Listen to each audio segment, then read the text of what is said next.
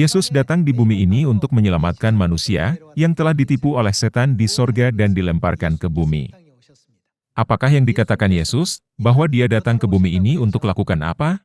Di Markus pasal 1 ayat 38, Yesus mengatakan, "Aku datang untuk memberitakan Injil."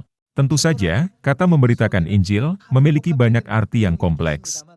Namun, pesan yang diajarkan Yesus kepada umat manusia ketika ia datang ke bumi ini adalah, kembalilah kepada Tuhan. Jika kita tidak kembali kepada Tuhan, kita tidak dapat menerima pengampunan dosa, hidup yang kekal, atau berkat kerajaan sorga. Karena itu, pada zaman Roh Kudus, Tuhan telah datang ke bumi ini sebagai roh dan pengantin perempuan. Apakah yang sedang dilakukan mereka terhadap umat manusia? Menurut Wahyu pasal 22 ayat 17, dikatakan, "Marilah kepadaku." Di manakah telah ada selama ini? Umat manusia telah jatuh ke dalam pengajaran setan. Jadi, kita harus memberitakan kepada semua orang untuk kembali kepada Tuhan. Kembalilah kepada Tuhan, dan terimalah berkat kerajaan sorga. Mari kita membaca Matius pasal 28. Matius pasal 28 ayat 18. Yesus mendekati mereka dan berkata, "Kepadaku telah diberikan segala kuasa di sorga dan di bumi.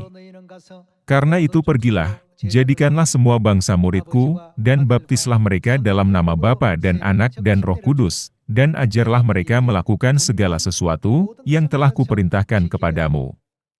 Dan ketahuilah, aku menyertai kamu senantiasa sampai kepada akhir zaman." Di ayat 20, aku merujuk kepada Yesus, bukan.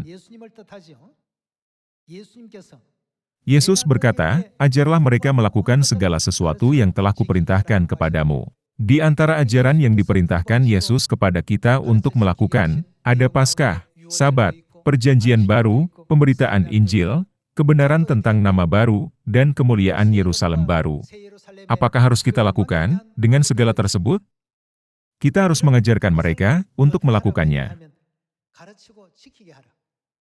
Jika kita mencermati semua hal ini, kita dapat memahami makna yang sebenarnya dalam ajaran Tuhan. Kamu telah ditipu dan dipimpin oleh setan.